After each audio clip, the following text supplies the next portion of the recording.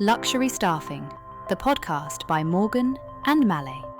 Hello there, Morgan and Mallet podcast listeners. In today's episode, we're going to be talking with Laurine, the co-founder of Morgan and Mallet, and we're going to be covering topics about related to St Tropez, the seasonality, the wages, and the most important or the most sought after skills.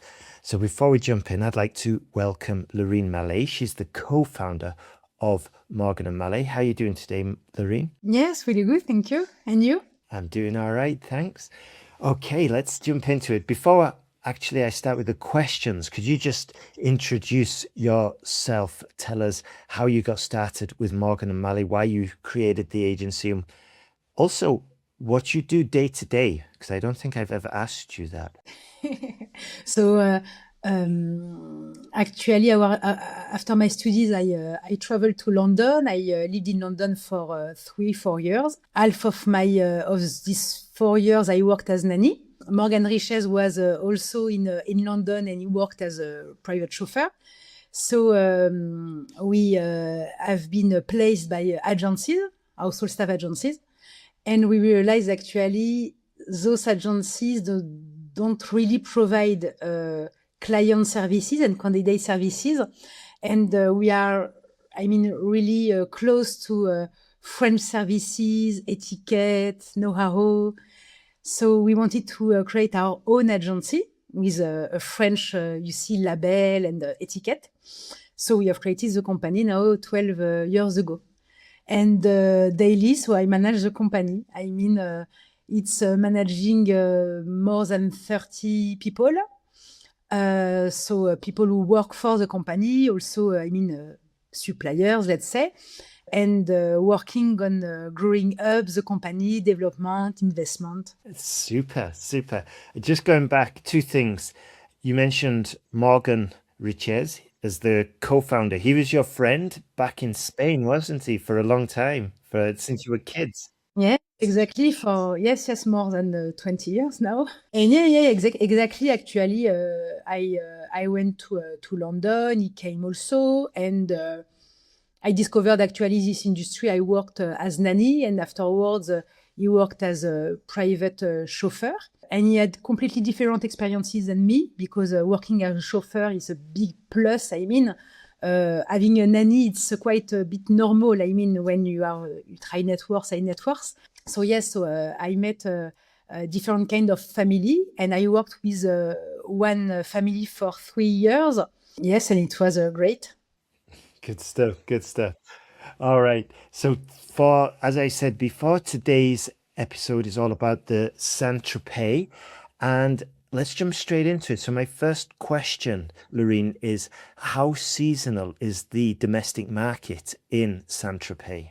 There is a household staff market in St Tropez, but we've got also yacht crew request for clients who are living in St Tropez. So for household staff, it starts end of April, I would say, until end of September. Right. And the clients, are they usually French, or is it usually international? Is there like a lot of international tourists or visitors just flying in, and they need a whole house equipping? Both actually.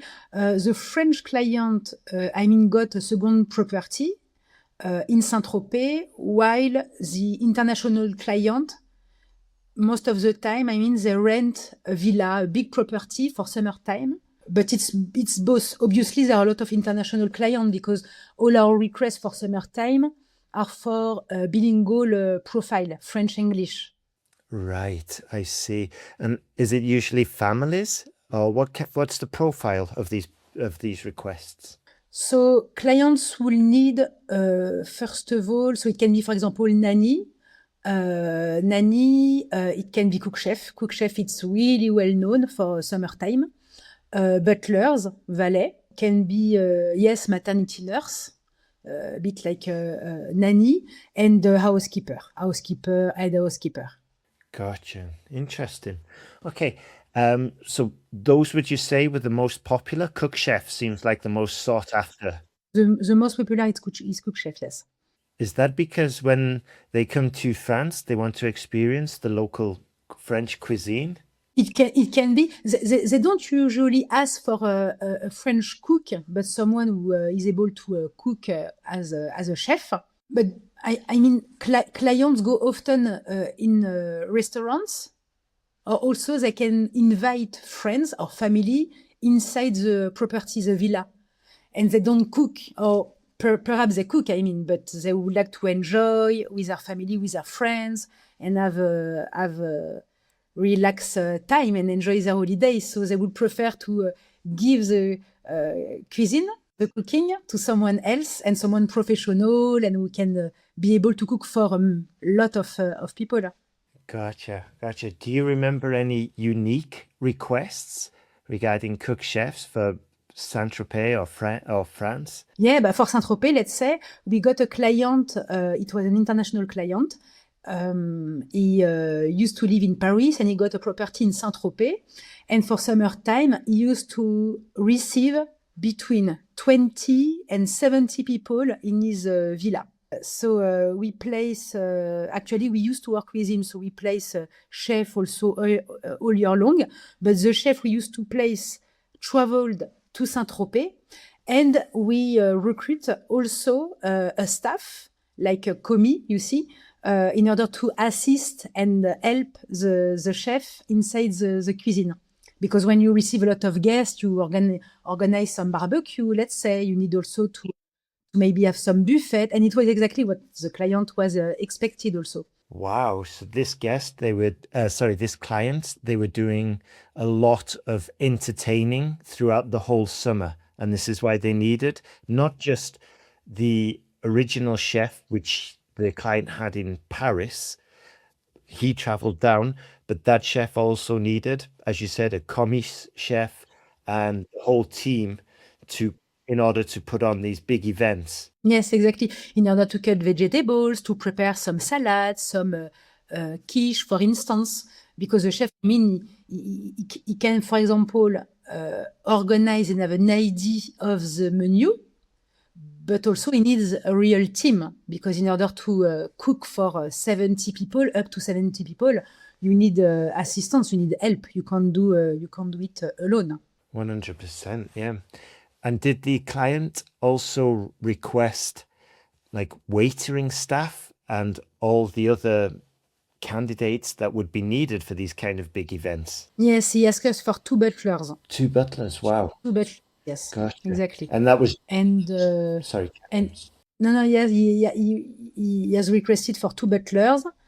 So we place these 2 people, but also he got staff in his country, and this staff traveled into to St Tropez in order to work also as a waiter, waitress. Wow. Okay, so he brought them in from his other properties. It's pretty well known, actually, having mobile staff. I see. I guess all this staff that did work in the EU, in St Tropez, they came from within Europe, or did he have to sort out the visas if they came out? No, it was in Europe, yes. Within Europe. Gotcha. Okay, now just going back to the original questions, how far in advance should clients start contacting you if they want to hire for the busy summer months? So the best will be, I will say, March, end of March, beginning of April. But it never happened like that. Client call us as the last request, even for a yacht. Really, it's really like that. Probably they don't realize it's coming soon. And they don't realize also there is a recruitment process and a methodology. And even if we have our own CV tech and a lot of candidates in our database, we need to call candidates to make sure they're available, to organize interview. I see. And how do salaries and benefits fluctuate between like the peak season and the off season? So let's say for a chef, for instance, because there are a lot of chef requests in St Tropez, in south of France in general, and chefs, they've got multiply offers. So obviously they raise, their expectations. So it can be, for instance, for 1 month, it could be between 6,000 and 8,000. But it depends also on for how many people you are going to cook, how many days are you going to work. But in this situation I told you, this example with this client, it could be, yes, between 6,000 and 8,000. Wow. Okay. And we've talked about these high salaries before in previous recordings, previous podcasts. So I guess with such a high salary, part of the reason is because they're going to be managing a big team and there's going to be a lot of work involved, right? A lot of work, yes. Indeed. Okay. And what character traits define staff who succeed in St Tropez? I will say able to work under pressure and with speed also, which is really important. Able to multitask also, because the client actually, they receive a lot of guests.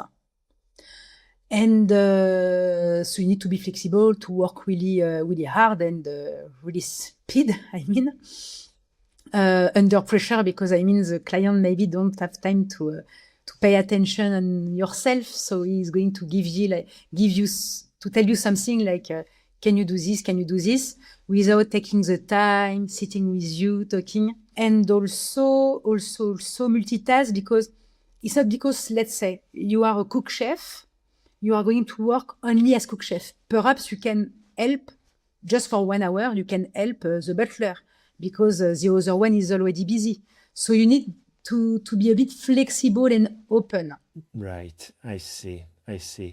And would you say they have quite long days, like 12-hour working days in the peak season? Yes, it's a long days. And that's why actually the compensation is with the salary. Right. Yeah, that makes sense. And that's why also we recruit a candidate with experiences, because candidate who used to work in this industry understand the client's needs and the compensation. Probably other candidate will say, okay, no, I don't want to work such hours. Yeah, and that just reminds me, is it like 3 to 5 year, 3 years minimum to apply for a job at Morgan Mallet, correct? Yeah. Gotcha. Yes, exactly. Gotcha. And how do families handle the logistics when traveling from, say, the usual place of residence to the summer homes, such as in St Tropez? It's not really easy to go to St Tropez. So often clients provide accommodation, and especially if it's long hours. So they've got either accommodation inside the property. It could be also sharing accommodation with someone. It's really well known. I mean, many times I place people and they share accommodation, not the same room, I mean, but let's say it can be an apartment, a flat, and everyone got his own or her own room, but they need to share the flat, the apartment. And it could be also a situation where client can rent a small studio or room in St Tropez or nearby St Tropez. That's really interesting. So I guess a recruiter, when they are hiring for these positions, they have to be certain that the candidate they put forward that is chosen has the ability to live in shared accommodation, for example. It's like another criteria, and they've got to have proven experience in living in these conditions, right? Yes, exactly. Actually, in general, recruitment, it's not only, okay, I'm going to select candidates with 3 years experiences. No, it's much criteria than this. And for summertime, you multiply the criteria. So live in, live out, working hours, and you need to make sure you find the good and right candidate also, because you need to make sure the candidate is going to stay until the end of the season. And he's not perhaps, let's say, going to start and after 2 or 3 weeks, if he's like, okay, I'm really tired, or it's too much for me, or the salary doesn't match at all with the market. So that's why we need to make sure about the salary, working hours, and after after everything, we are going to select the good and right candidates. So there is a real search for us. And what happens in the rare occasion when the placement after a few weeks says, this is way too much for me? I know it doesn't happen often because there's the 96 to 98% success placement rate. But in those 2 to 4% of cases, what happens with the principal? Like, does he get in contact with Morgan and Mallet? You need to find someone else. Even for summertime recruitment, we keep contacting the client often. Stay in touch in order to, communicate and be able to know if he's, happy about the staff. So first of all, we do the same with the candidates. And it's much more important for summer season because that's a short-term contract and the pressure is much more higher. And so if it's happened, we need to replace to find someone else. Gotcha. So you kind of you aim to avoid this situation via regular check-ins and try and solve any problems, if there are any, before they escalate into serious issues where the staff might leave.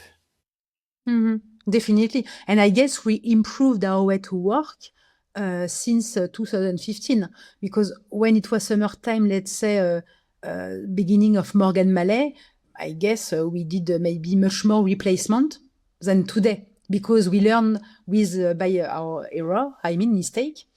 And now we pay much more attention, and we are very careful about candidates. When we feel like an hesitation, when we feel something, okay, we should find someone else. We need to make sure he match definitely, and the candidate understand clearly the client's needs.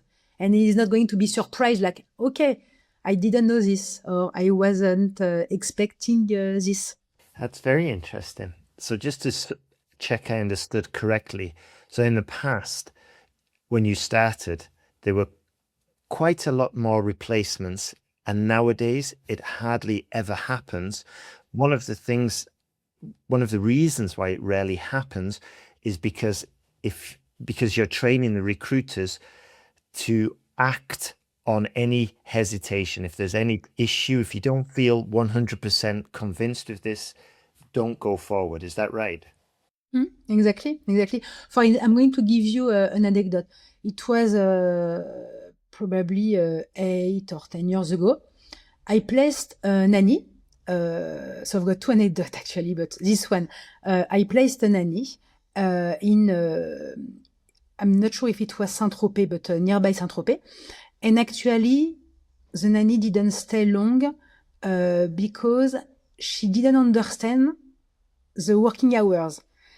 She was able to work, let's say, 4 hours every morning, maybe be off for 3 hours because the children go out with the family. So the family doesn't need the nanny. And after she needs to come back for maybe 2 hours, maybe she have one more hour break afterwards, and maybe she's going to go back again. And she was like, wow, that's up and down. It's not really regular. It's really difficult because I thought I can think like, okay, I can have a rest. And no, because they are coming and it's not stable.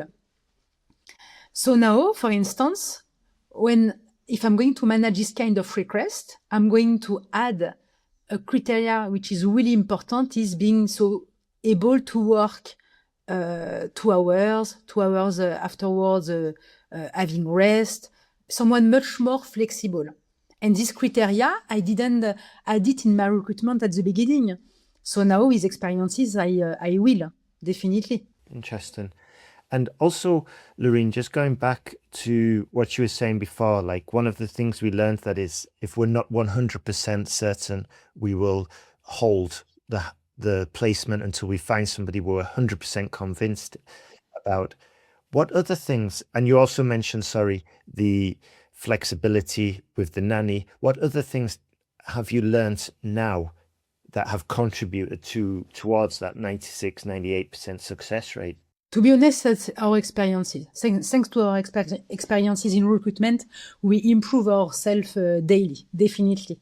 But it's in many activities and in our life, it's like that. It's with experiences we learn. So yes, that's a criteria. We try to be much more clear with the client regarding the criteria, the profile. For instance, the client can't imagine he needs a specific profile, but thanks to all questions we are going to ask and the response is going to give us, we are going to say, okay, look, you thought about this profile, but perhaps you will need someone much more flexible or someone who can be a bit more formal with services. You mentioned, for instance, you need someone who can speak English because you don't speak French, let's say, and just a basic English. But look, I don't know, the children's friends are all English, so it should be much more than basic. So actually, we ask question, but it's much deeply. Yeah, it goes far more detailed to uncover areas that the client may not have thought about, right? And this has come from experience and is passed on to all the recruiters when they're making these hires, right? Mm-hmm. For instance, last year, I placed a companion. And it was for summertime. It was an old man.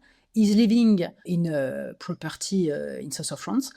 And the family, so the children called to say, okay, so look, because we are not able to come for summertime, we will need a companion in order to clean his property, in order to make some dishes, okay? And so I placed someone and it was great.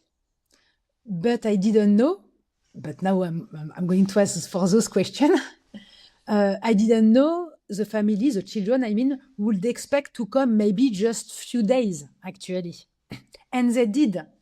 They came during all summertime, it was for 2 months. They came 5 days after they left for 3 weeks, after they came for 5 days. And during their stay, they asked for the companion to go back to her place. Ah, I see. They didn't need her. So they don't need her at all. So and I was not aware about that. So I need to explain the story to the companion and also to manage the spending because she needs to drive until her property and also to drive again in order to meet the old man after 5 days. Gotcha. And all of these little details, they're recorded and they're passed on. So if another recruiter in Morgan & Mallet has a placement to make for a companion position, they're going to ask, will the children be visiting, right? Gotcha. Okay, that leads on to the next question, which is, what are the common mistakes that families or clients might make when it comes to finding placements in St Tropez? So it can be a bit weird, but I mean, when I told you, so someone needs to be multitask, obviously you can't ask a housekeeper to cook, for instance, because she doesn't have the skills. So I guess clients sometimes ask a specific profile to be multitask while the candidate is not able at all because she or he doesn't have any skills in this role, this job. I see. Is that quite common? It can be, yes. What is quite common is more about hours. Sometimes client can think, okay, so for example, someone is going to work 10 or 12 hours and he will get days off later on and it will be fine. But being able to work perfectly, 100% on your energy and providing a great services, you need also to have rest because your mental need to have a rest also. You need to be focused, you need to work under pressure, let's say. So if you miss sleep, obviously you have much more stress, etc. Laurine, do you find yourself having to explain this, or did when you're doing more recruiting, did you find yourself explaining this quite often? Like, look, these hours are quite intense. You need to reduce the hours, otherwise a mistake is going to happen and it's going to be bad for everybody. Yeah, you had to explain that. But not only for summertime. In general, I worked as a nanny, and I used to work a long of hours, and sometimes I was completely tired. I didn't do any mistake, but I could fall in the stairs with a little one. You never know. You know when you're really tired. So that's why, with my experiences, and Morgan Richez can explain also the same with his experiences, you need to have rest. That's really important. And you should think resting is not wasting time for the client. It's much more quality time when the candidate is willing to work. Absolutely, yeah, yeah. It's like recharging your car, no? Or refilling it up with petrol. You're not going to go anywhere unless you spend that time refilling it up. Absolutely. Exactly. Your body and your mental also. It's healthy. Okay, so I think we'll have to end the episode there. Is there anything that you would like to add before we wrap this up, Laurine? No, I think that's fine. We covered everything. We could everything. Yeah. Excellent, excellent. All right then. Well, to our listeners, thank you very much for listening, for staying with us, and remember to subscribe. And we are on YouTube, Deezer, Amazon Music, Spotify. We're on all the major platforms, so hit subscribe and like there. Thank you very much for listening. And for our clients who are probably also listening, you can go over to householdstaff.agency and you can get in contact with Morgan and Mallet there to find your next butler, your cook chef for St Tropez, or for whichever position. Just give the agency a call and they'll be more than happy to help. So thank you for listening and have a great day. Thank you. Thank you. Have a good day.